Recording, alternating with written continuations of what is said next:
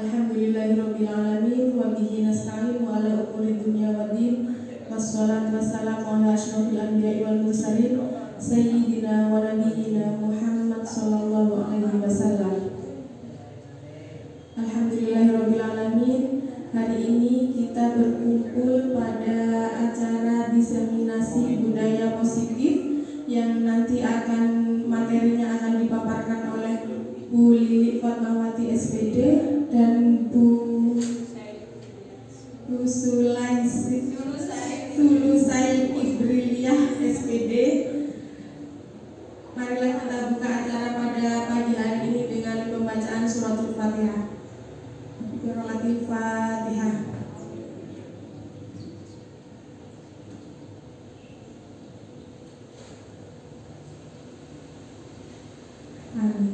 Acara selanjutnya yakni menyanyikan lagu Mars Indonesia Raya.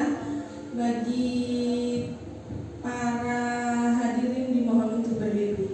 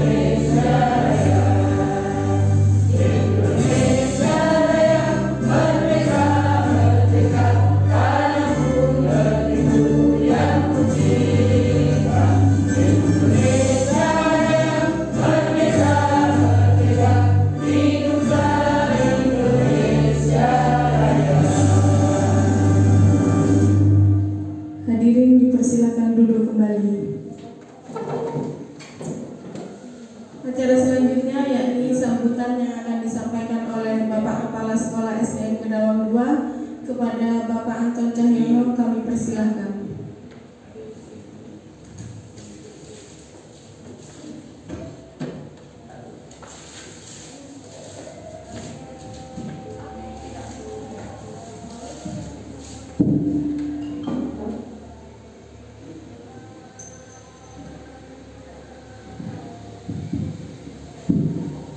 Bismillahirrahmanirrahim.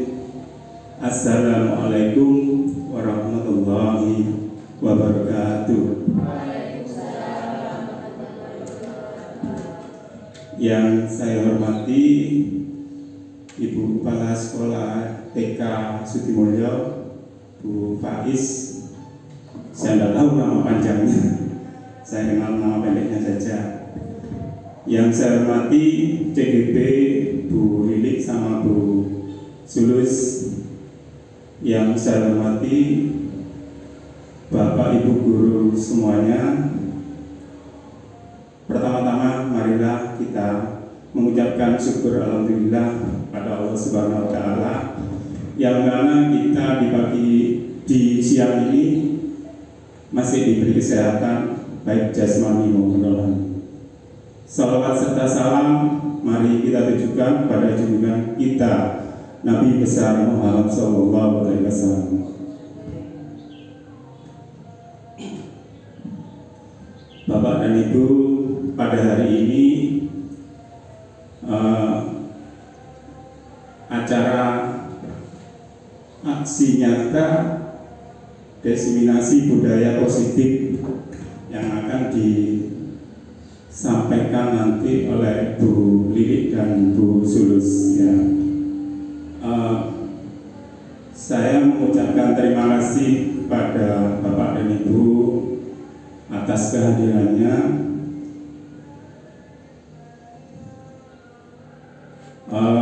Dan saya ucapkan pula pada peserta JGP ini nantinya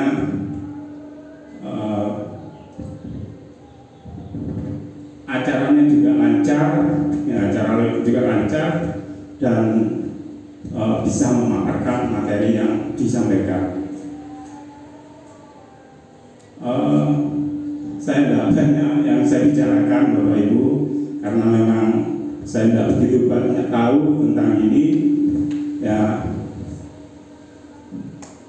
Saya ucapkan selamat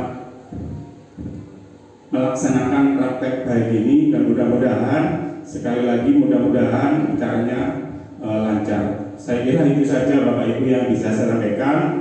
Mungkin nanti ada sambutan lagi dari Bu Wais ya ini ya. Itu saja, terima kasih dari saya. Saya Heri, wassalamualaikum warahmatullahi wabarakatuh.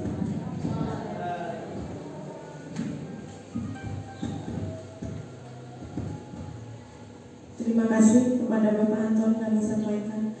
Acara selanjutnya yakni kita memasuki acara inti pemaparan materi diseminasi budaya positif dari calon guru penggerak Ibu Lilik Fatmawati SPD. Kepada beliau kami persilahkan.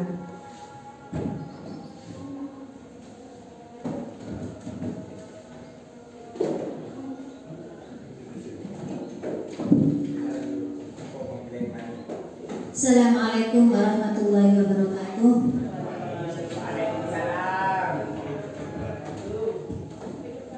Selamat siang. Selamat siang. Baiklah, agar lebih semangat lagi, kita akan sebentar ya.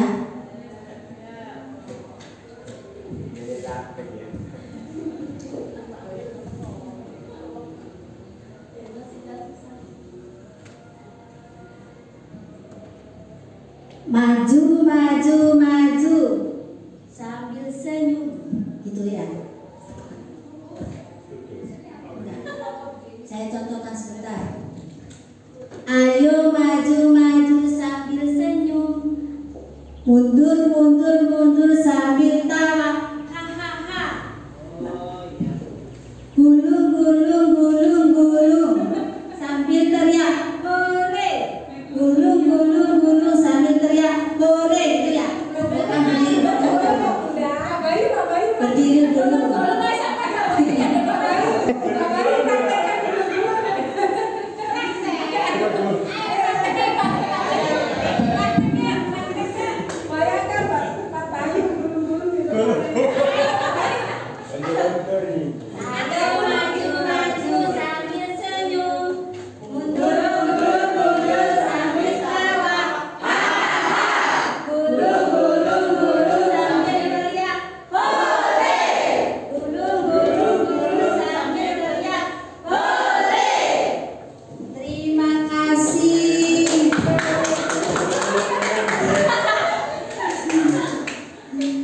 Baiklah Bapak Ibu, pada hari ini saya akan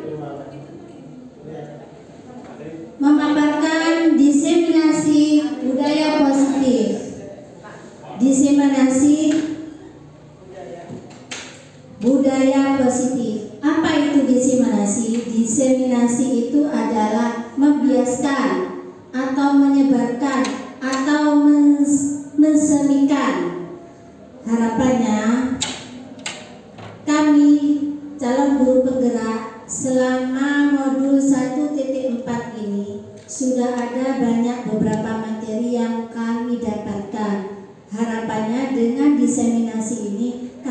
bisa menyebarkan kepada guru-guru yang lain tentang materi yang kami terima, tentang ilmu yang telah kami dapatkan pada modul 1.4 kepada guru-guru yang lain, dan nantinya agar supaya guru-guru tersebut bisa mengimplementasikan kepada murid-murid pada kegiatan pembelajaran.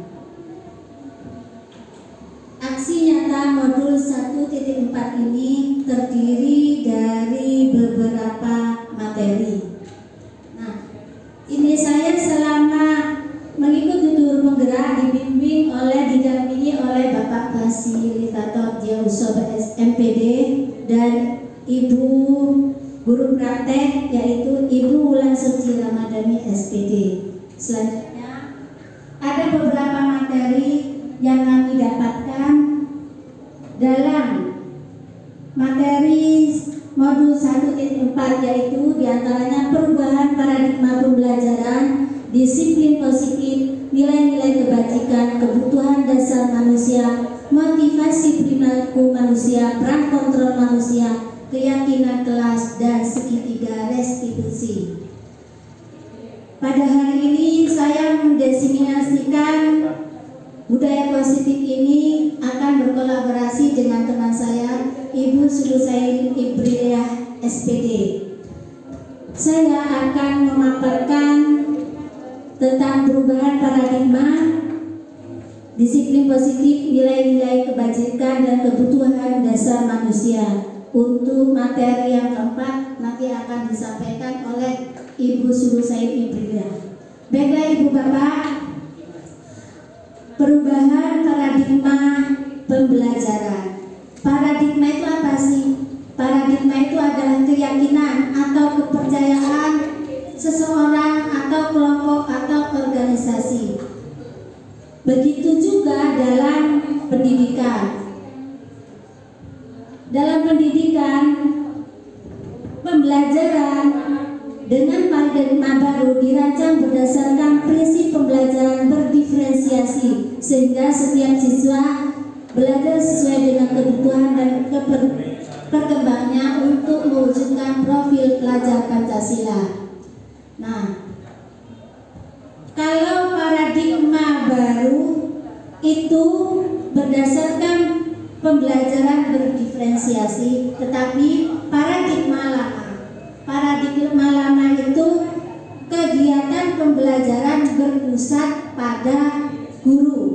Tetapi berbeda dengan paradigma baru, yaitu pembelajaran berdiferensiasi itu adalah pembelajaran yang berpusat pada murid, sehingga guru hanya berperan sebagai fasilitator saja. Kalau paradigma lama, pembelajaran berfokus pada guru, sehingga guru berperan untuk mentransfer ilmu, menyampaikan materi kepada murid. Murid hanya mendengarkan, duduk, meskipun sambil bosan, mungkin sambil ngantuk mendengar ceramah dari guru, tetapi murid tidak diberi kesempatan untuk berperan aktif, sehingga hanya guru berceramah dari awal dari akhir sampai akhir, menjelaskan materi, kemudian membuat pertanyaan-pertanyaan, murid mengerjakan, setelah itu dikumpulkan, selesai. Itu pembelajaran paradigma lama. Berbeda dengan paradigma baru, yaitu diharapkan nanti pembelajaran berpusat pada murid dengan pembelajaran berdiferensiasi. Nah, untuk pembelajaran berdiferensiasi ini mungkin ada yang pernah mendengar apa itu pembelajaran berdiferensiasi? Monggo Bu Rasida.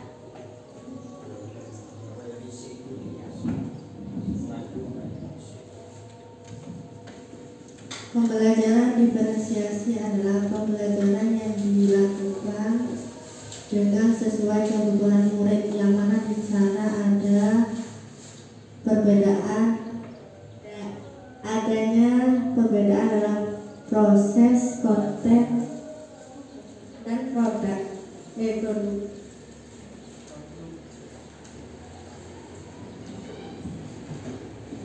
Baiklah, benar sekali. Aplaus untuk Bu Rasyidah. Terima kasih atas jawabannya, baik sekali. Benar sekali bahwa pembelajaran berdiferensiasi itu adalah pembelajaran di mana murid kita mempunyai kebutuhan dan gaya belajar sendiri-sendiri.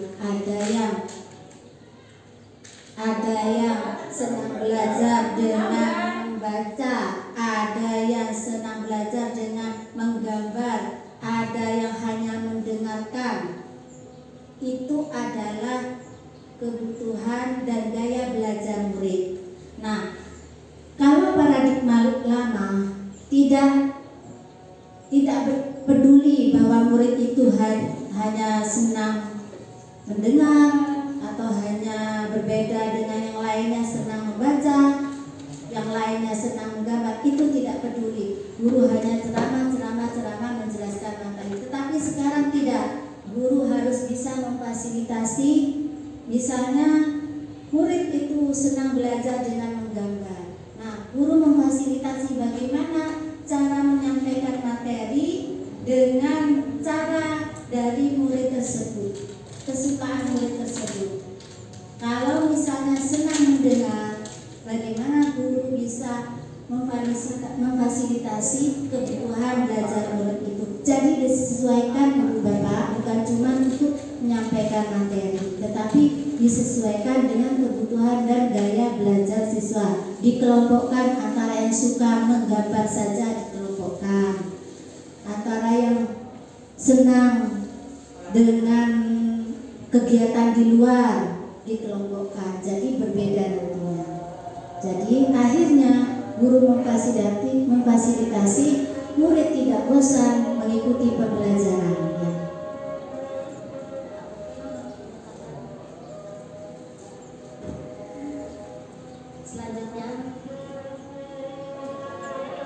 Selanjutnya ini ada miskonsepsi tentang makna kontrol.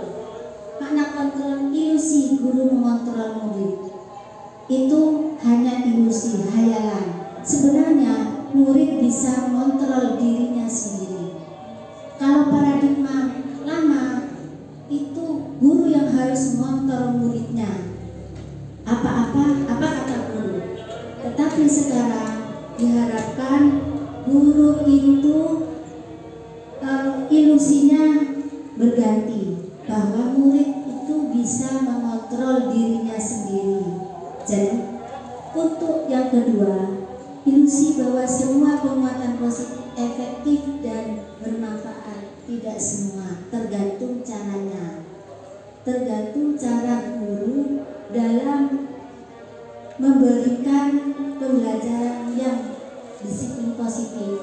Kalau caranya tidak benar, tidak efektif, malah akan berbalik. Kalau caranya tidak baik. Ilusi bahwa kritik dan membuat orang merasa bersalah dapat menguatkan karakter. Itu juga tidak benar, karena membuat orang bersalah kadang bukan tambah sadar, tetapi tambah mangkel. Ada kalanya di depan guru, habis dimarahi di depan guru, ya, tapi setelah duduk bakunya mangkel, coret-coret kertas atau ganggu temannya. Itu adalah karena orang kritik dan membuat merasa bersalah itu terkadang bisa langsung masuk sasaran, tetapi terkadang tidak masuk sasaran kalau caranya tidak benar, malah akan membuat mangkel anak tersebut. Jadi apa yang harus kita lakukan? Kita harus bisa memahami dan menyelami karakter masing-masing murid. Tidak semua murid itu senang kita kritik, kita marahi. Tidak semua murid itu hanya bisa disayang. Tidak, ada yang mau nggak disayang, ada maunya dimarahi. Kalau nggak dimarahi nggak jerah. Nah itu ilusi bahwa orang dewasa memiliki hak untuk memaksa. Itu juga salah. Mungkin paradigma lama bisa, memaksa murid harus ini, harus itu. Tetapi kalau paradigma baru tidak bisa memaksa, harus atas kesadaran murid itu sendiri. Bagaimana cara memberi kesadaran murid? Ialah dengan pembiasaan dan teladan yang baik. Selanjutnya, stimulus respon dan teori kontrol. Nah, di sini ada beberapa contoh. Monggo ini ibu bapak bisa memilih tiga masing-masing, boleh dari stimulus respon, boleh dari teori kontrol. Silakan dipilih dan ditulis dalam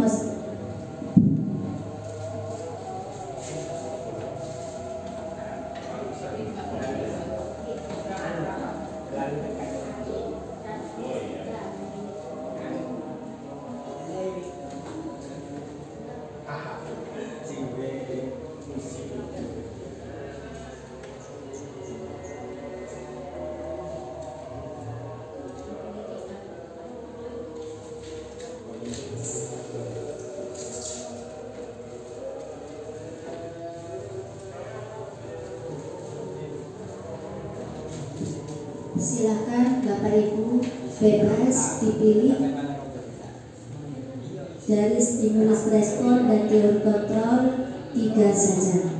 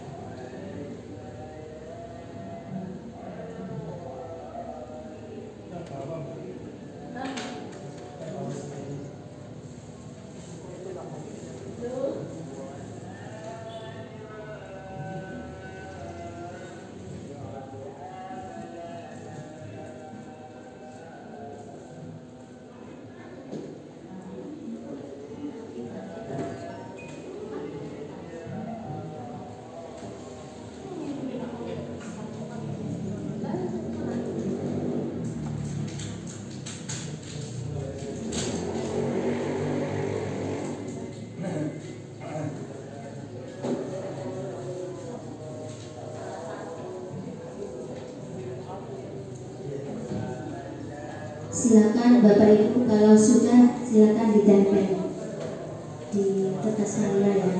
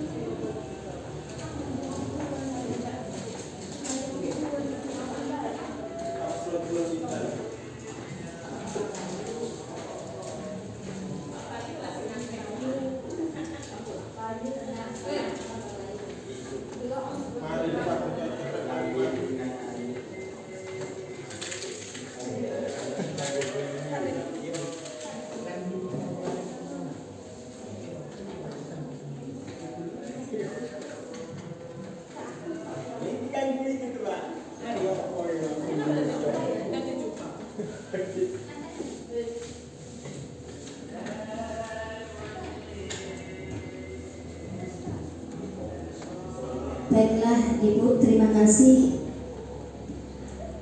Akan saya ambil salah satu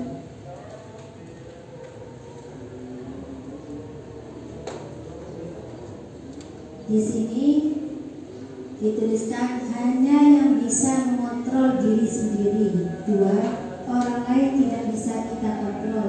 3, model berpikir menang. Siapa yang Bapak Ibu yang menuliskan model berpikir menang?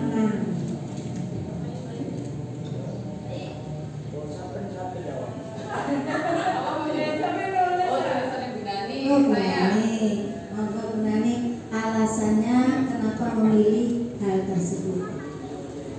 Iya. Pertama, saya awalnya dulu saya berpikir bahwa orang lain bisa mengontrol saya. Nah, sekarang saya merasa bahwa yang bisa mengontrol diri saya adalah saya sendiri. Sedangkan orang lain tidak bisa kita kontrol karena orang lain berada di luar kendali kita, dan itu menjadi urusan mereka. Mereka mau berbuat positif atau negatif, mereka mau berperilaku positif atau negatif, itu sudah di luar kendali saya. Kecuali saya memiliki kekuatan yang di atasnya mereka. Kalau selaku guru, sebenarnya guru bisa mengontrol murid, hanya saja sebaiknya guru itu menumbuhkan motivasi di dalam dirinya, di dalam diri siswa tersebut. Dan sekarang saya itu lebih terkesan dengan model berpikir menang-menang, karena pada dasarnya setiap manusia pasti menginginkan yang terbaik untuk dirinya masing-masing. Sehingga kalau ada solusi yang sama-sama menang, kenapa harus menang kalah? Begitu. Terima kasih. Baiklah, terima kasih Bu Nani. Aplaus untuk Bu Nani. Ya, benar sekali Bapak Ibu. Kalau kita bisa berpikir menang-menang, kenapa harus kalah menang atau menang kalah? Jadi kalau kita berpikir menang-menang, jadi kita akan termotivasi untuk selalu bisa maju. Kita bisa termotivasi untuk selalu memperbaiki diri kita agar lebih maju dan kreatif lagi. Apalagi kita di dalam dunia pendidikan ya Bapak Ibu, karena perkembangan zaman dan teknologi selalu berubah dan berkembang pesat. Jadi kita harus selalu berbuat dan mengembangkan diri agar kita bisa mengikuti perkembangan zaman. Selanjutnya Bapak Ibu, ini ada materi disiplin positif. Dalam rangka menciptakan lingkungan positif, salah satu strategi yang perlu kita tinjau adalah penerapan disiplin di sekolah kita. Apakah telah efektif? Mari kita bahas makna disiplin dan nilai-nilai kebajikan yang universal dengan perubahan paradigma teori stimulus respon, teori kontrol, serta teori 3 motivasi perilaku manusia. Bapak Ibu, dalam ada 3 motivasi dalam diri manusia dalam berperilaku, dalam melakukan tindakan. Itu ada motivasi. Nah, motivasi itu ada 3 macam.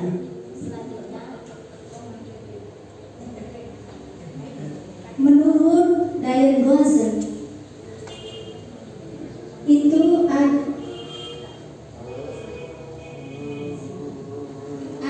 3 motivasi perilaku yang mendasari tindakan manusia.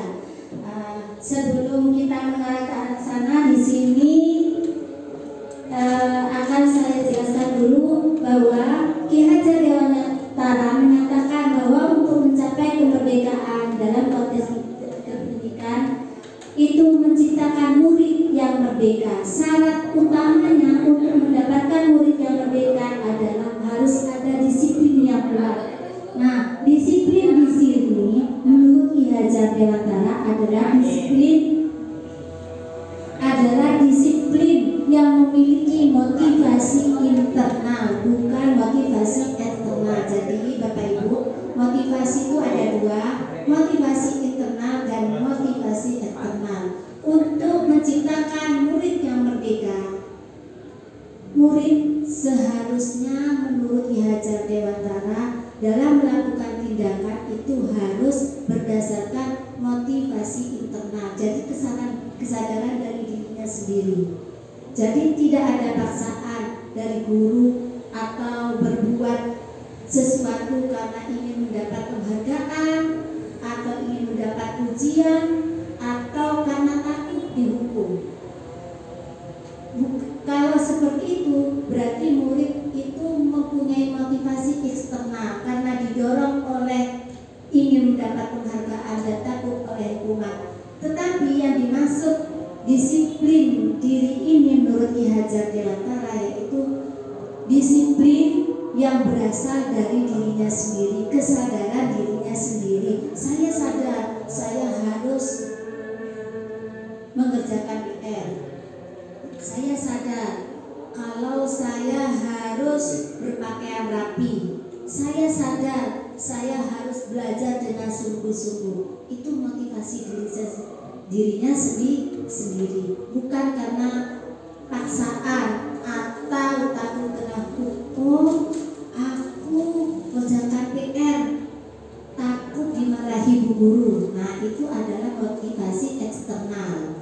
Oh, aku mau belajar yang sungguh-sungguh biar mendapat nilai bagus. Kalau mendapat nilai bagus biasanya dikasih uang sama Pak Guru. Itu adalah motivasi eksternal. Nah, bukan itu yang dimaksud dari Ki Hajar Dewantara, tetapi motivasi yang karena kesadaran dirinya. Dia sadar kalau belajar yang baik, yang sungguh-sungguh akan mendapat nilai bagus dan akan membuktikan bahwa dirinya yang terbaik. Seperti itu Bapak Ibu. 2 pakar pendidikan ini kita ada dalam materi nilai-nilai kebajikan. 2 pakar pendidikan yaitu Ki Hajar Dewantara maupun Dyer Gosen mengartikan disiplin sebagai bentuk kontrol diri, yaitu belajar untuk mengontrol diri untuk mencapai tujuan.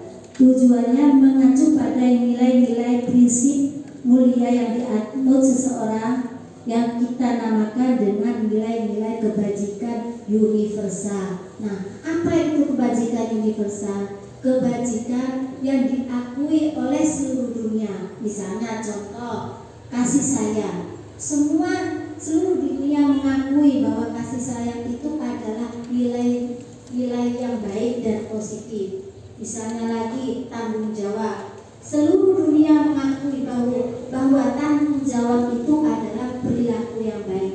Itu adalah dinamakan kebajikan universal.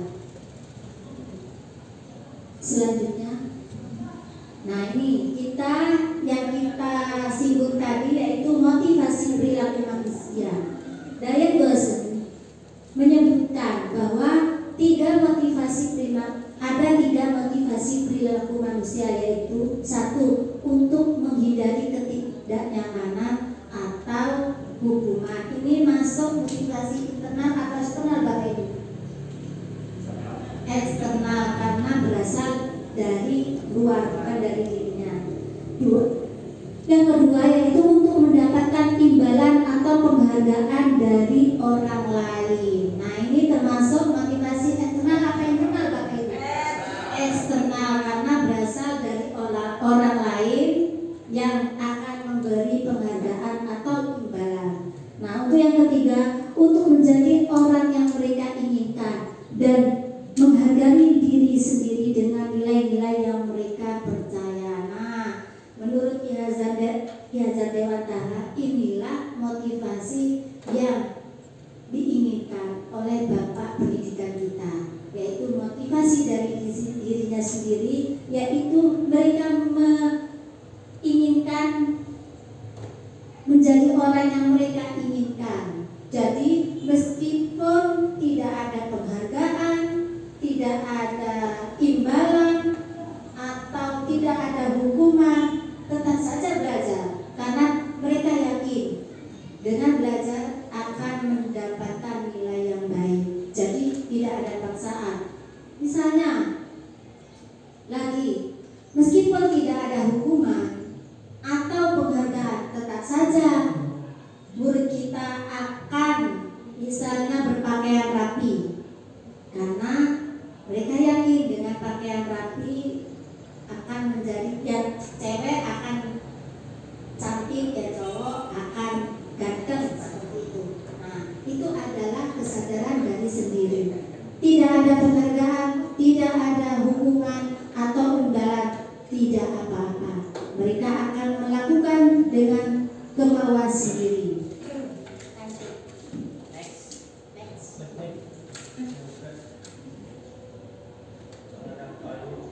Nah, ini ada hukuman, konsekuensi, dan restitusi. Nah, tadi sudah disebutkan hukuman itu berupa motivasi eksternal. Bagaimana dengan konsekuensi? Perbedaannya Bapak Ibu antara hukuman, konsekuensi, dan restitusi adalah kalau hukuman tidak ada persetujuan, misalnya ada murid yang terlambat, langsung sama Bapak Ibu guru langsung disuruh keliling lapangan. Misalnya murid tidak tahu bahwa kalau datang terlambat harus lari. Itu hanya spontan dari guru. Itu namanya hukuman. Bagaimana dengan konsekuensi? Konsekuensi adalah misalnya sudah ada kesepakatan sebelumnya, kalau murid datang terlambat ini harus melakukan ini. Nah, terus kalau restitusi ada yang pernah mendengar apa itu restitusi? Mungkin ada yang mungkin Bu Sulus. Assalamualaikum warahmatullahi wabarakatuh. Restitusi adalah sebuah seperti semacam solusi di mana anak apabila dia melakukan kesalahan, seorang pendidik tidak langsung memberikan hukuman di situ. Jadi anak dilatih untuk mencari bagaimana kenapa dia berbuat kesalahan seperti itu. Kemudian setelah itu di sini juga ada 3 tahap restitusi, juga ada 3, yaitu segitiga restitusi namanya. Di situ ada mengidentifikasikan, terus kemudian ada validasi, kemudian ada menanyakan keyakinan.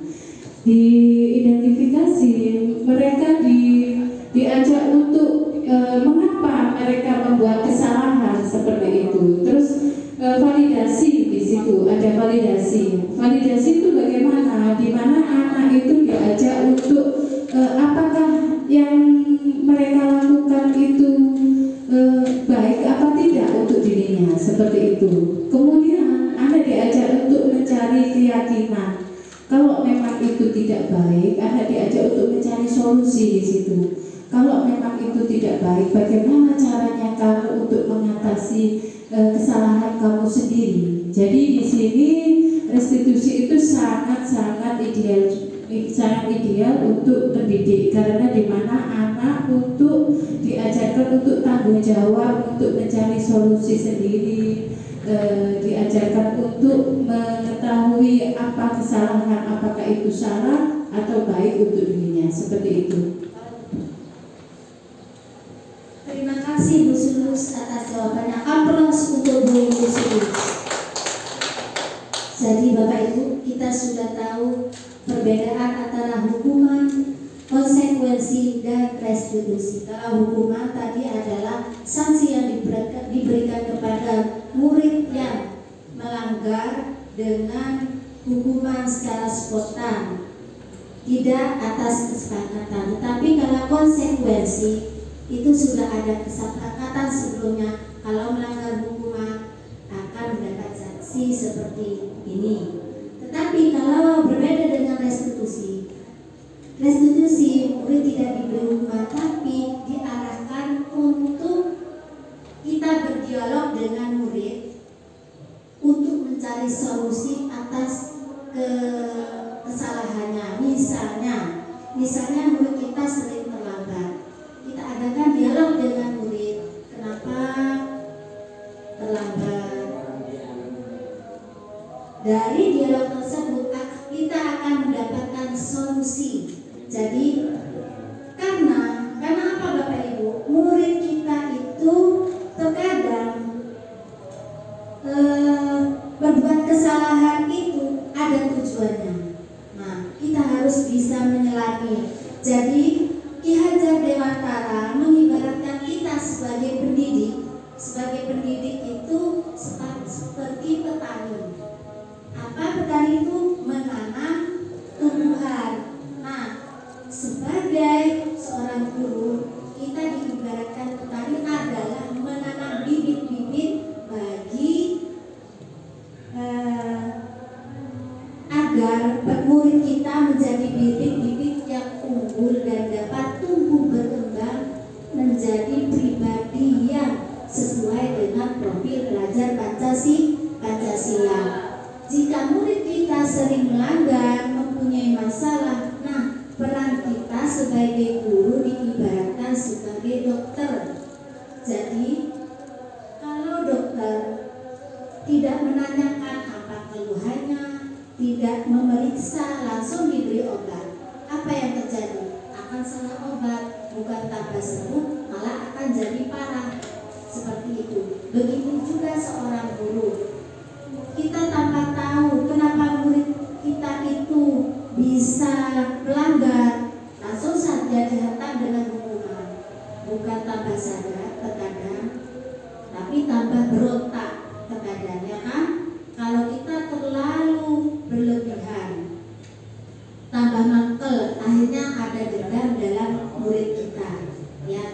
Jadi untuk menyelesaikan masalah, kita diibaratkan sebagai dokter harus bisa mengetahui asal usul dan sebab dari penyakit yang diderita oleh pasien. Sebagai guru, kita harus tahu asal usul sebabnya, tujuannya kenapa murid kita sering melanggar, misalnya di kelas sering ngantuk. Nah, itu kita harus tahu sebabnya apa. Misalnya murid kita sering berkelahi, kita harus tahu apa sebabnya. Mungkin pengaruh dari rumah atau bagaimana. Lanjut. Dihukum oleh penghargaan. Nah, ini dihukum oleh penghargaan.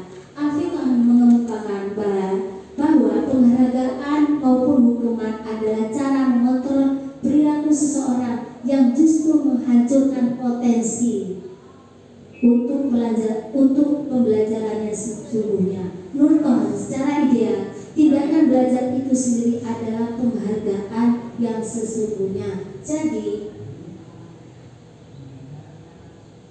hukuman itu bisa mengontrol, tapi justru terkadang bisa menghancurkan potensi anak.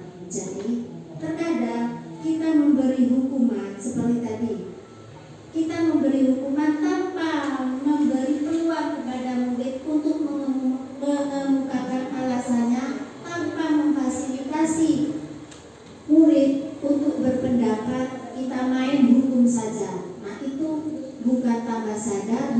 mencoba memperbaiki murid, tapi berakibat murid tambah makul, tambah berontak, dan akhirnya bertindak di luar kendali kita.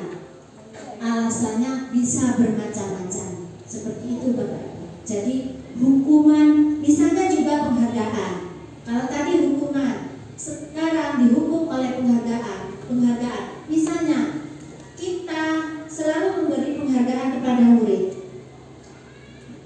Ayo yang bisa menghitung perkalian 10 kali 10 akan mendapatkan uang dari guru.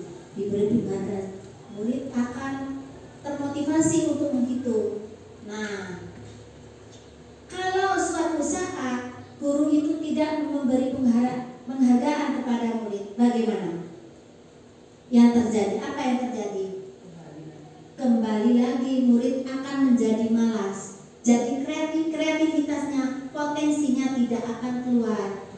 Potensi dan kreativitas murid hanya keluar kalau ada penghargaan.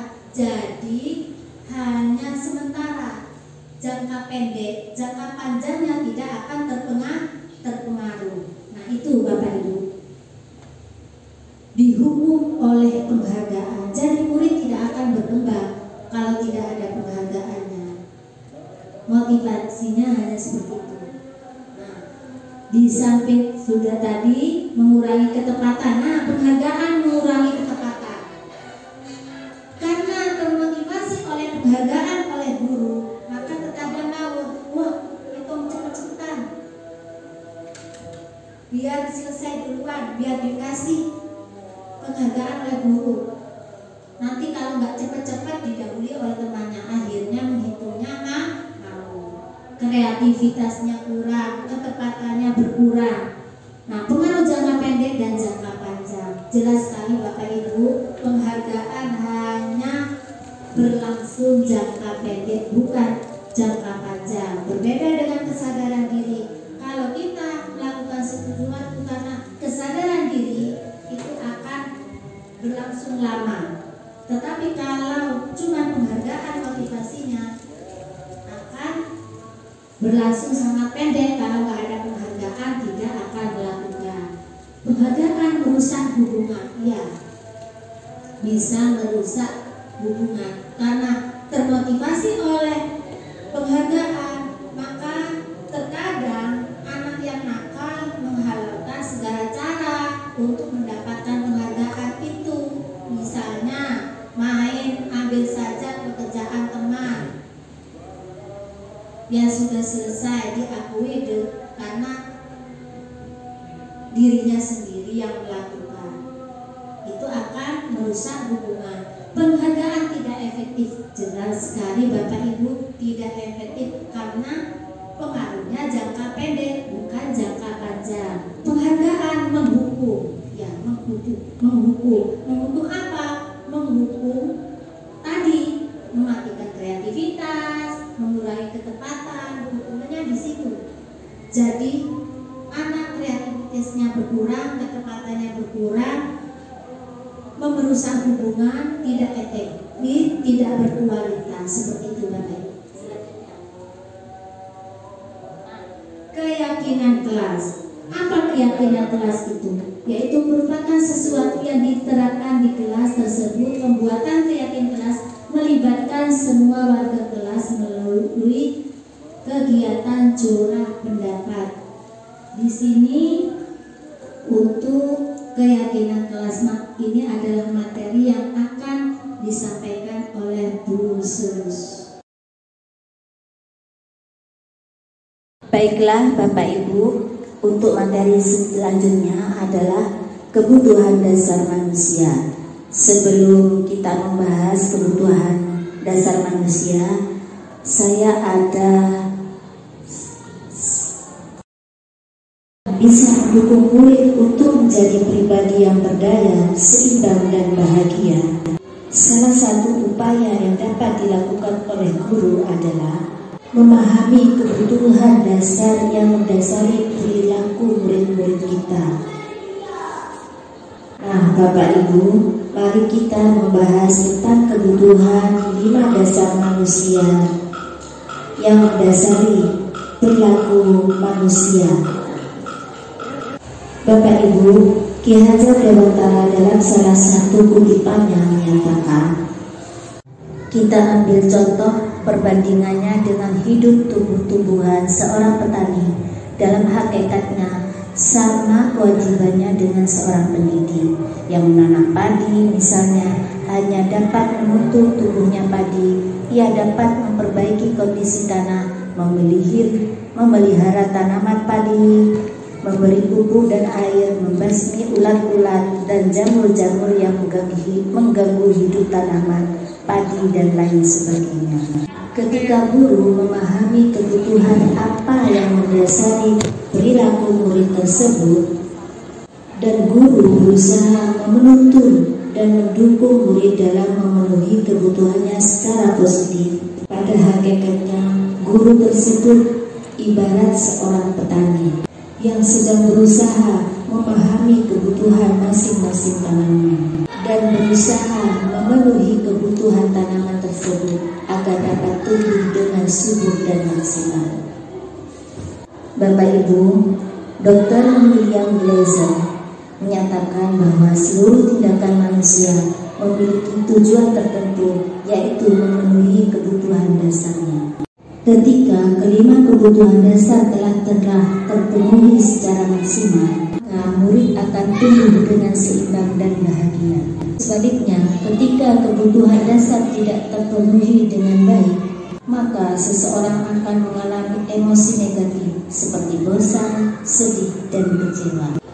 Bapak Ibu, tentunya kita sebagai seorang guru tentunya sering menjumpai hal-hal seperti itu. Bahkan Bapak Ibu, bisa juga murid-murid kita akan dapat melakukan perbuatan yang bertentangan dengan nilai-nilai kebajikan atau melanggar aturan jika kebutuhan dasarnya tidak terpenuhi. Kata lain Bapak Ibu, bahwa perilaku buruk seseorang biasanya adalah respon dari kebutuhan dasar yang tidak terpenuhi. Baiklah Bapak Ibu, akan kita bahas satu persatu kelima kebutuhan dasar manusia tersebut. Bapak Ibu, kebutuhan dasar yang pertama ialah kebutuhan untuk bertahan hidup, misalnya kesehatan, rumah, dan makanan. Kebutuhan untuk merasa aman juga termasuk dalam kebutuhan bertahan hidup Bapak Ibu. Kalau murid kita datang ke sekolah dengan perut lapar, terus perasaan tidak nyaman karena untuk kebutuhan dasar yang kedua yaitu perasaan ingin diterima oleh kelompok atau komunitasnya, hubungan dengan orang lain seperti teman. Kebutuhan ini dapat dilakukan dengan berhubungan baik dengan teman, keluarga di sekitarnya. Murid pasti ingin menjadi bagian yang berharga di kelas dan di sekolahnya, dan juga ingin diterima oleh orang lain dan kelompoknya. Maka murid yang terlihat paling cuek pun pasti jauh di dasar hatinya pasti ingin merasa diterima oleh teman-temannya. Sebagai guru, kita harus dapat menerima murid kita apa adanya sesuai kodratnya, tidak pilih-pilih dan tidak membeda-bedakan, atau bahasa kerennya pilih kasih. Karena sebenarnya murid memiliki karakter dan kekuatannya masing-masing. Bapak Ibu, murid-murid yang biasanya memiliki kebutuhan yang besar untuk merasa diterima, biasanya mereka belajar karena suka pada gurunya dan mereka juga suka bekerja dalam kelompoknya. Kebutuhan dasar yang ketiga adalah kebutuhan akan kebebasan atau kebutuhan membuat pilihan. Bapak Ibu, kita seharusnya dapat memberi kesempatan kepada murid untuk membuat pilihan dan bertanggung jawab atas pilihannya.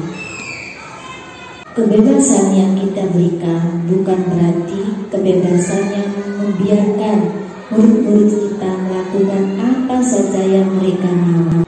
Kepada murid untuk membuat pilihan dan kebebasan untuk menyuarakan pendapat dengan percaya diri dan memberi kesempatan kepada murid kita untuk mencoba hal-hal baru. Salah satu yang dapat kita lakukan yaitu dengan menerapkan pembelajaran dengan metode yang beragam dan menarik, sehingga murid-murid dapat mengalami dan dapat memilih pembelajaran atau metode tersebut dengan senang hati. Murid juga dapat memenuhi kebutuhan dasar mereka, yaitu tentang kebebasan.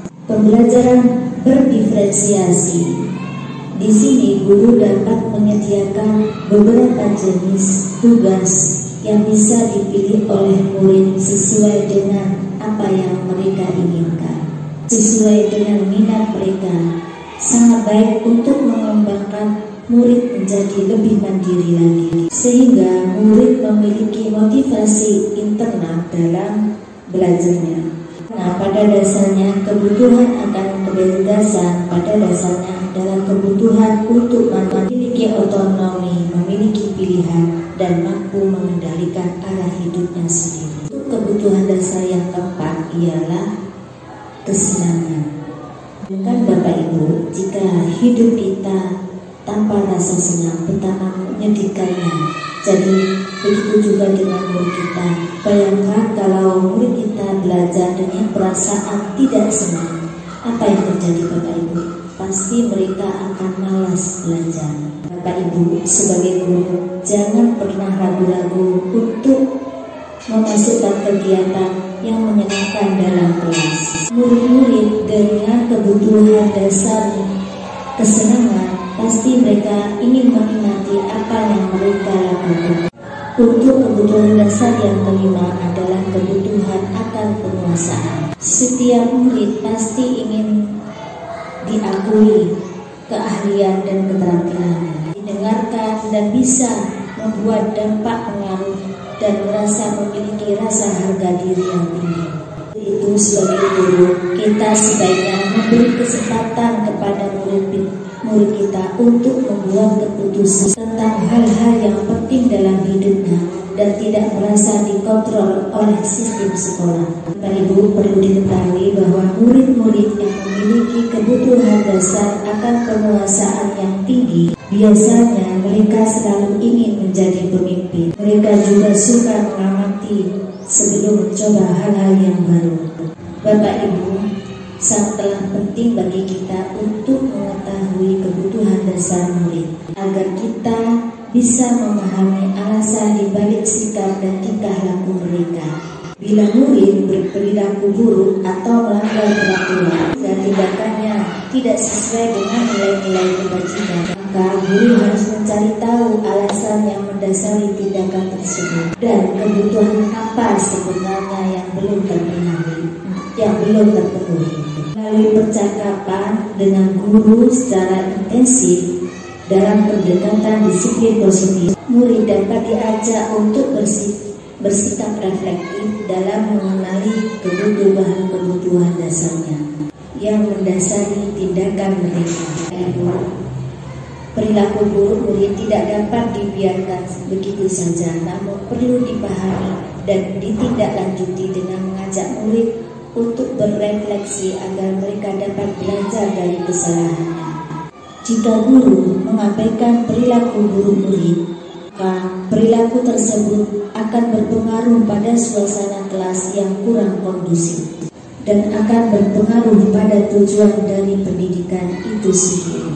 Ibu bapak guru yang hebat, mari kita lebih baik lagi memahami kebutuhan dasar-dasar murid kita. Mari kita bimbing murid-murid kita agar menjadi berdaya, seimbang, dan bahagia. Baiklah, Bapak Ibu, untuk sekedar refleksi dari pemaparan tadi, mungkin ada yang bisa merefleksikannya, apa yang perasaan dan pengalaman apa yang Ibu Bapak peroleh dalam pemaparan tadi. Monggo. refleksi pada siang hari ini, saya merasa sangat senang sekali karena mendapatkan ilmu yang baru, pengalaman yang baru, di mana awalnya saya pernah menghukum murid. Nah, sekarang saya berkeyakinan bahwa sebaiknya kita memposisikan diri sebagai manajer, kita memberlakukan proses restitusi, dan meskipun restitusi itu prosesnya lama, namun itu lebih manusiawi menurut saya. Itu, terima kasih. Terima kasih Bu Nani. Aplaus untuk Bu Nani. Baiklah Bapak Ibu, terima kasih atas kehadirannya. Terima kasih juga atas atensinya, atas perhatiannya, dan kehadiran Bapak Ibu sangat memotivasi saya untuk terus belajar dan belajar. Dan saya mohon maaf apabila selama acara tadi terdapat banyak hal yang tidak berkenan di hati Bapak Ibu.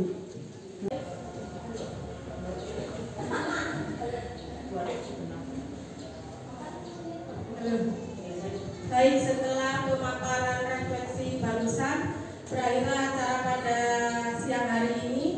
Kita akan tutup dengan doa yang akan dipimpin oleh Bu Rosida SPD. Kepada beliau mau persilahkan.